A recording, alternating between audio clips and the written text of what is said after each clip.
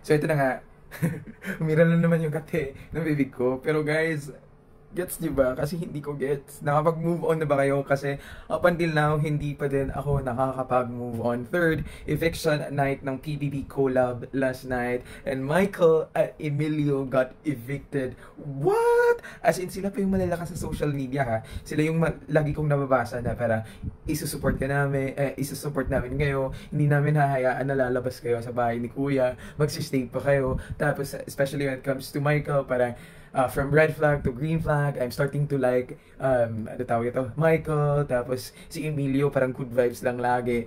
Grabe. Pero ito yung nangyari, naging kampante kasi yung Millie fans. Akala nila sapat na yung lakas at numbers nila. Pero guys, sa PBB, kapag di kayo bumoto, sayang lang ang ingay. Meanwhile, yung fans ng Rusty at Brains, mas naging gigil mag-vote dahil sa dami ba naman ng issues. Especially when it comes to Dustin.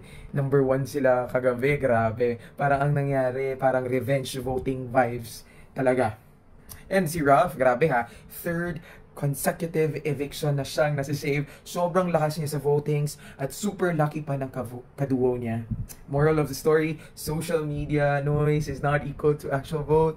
Minsan, yung pinaka-bash, sila pa yung mas sinusubaybayan ng tao. Yun na nga.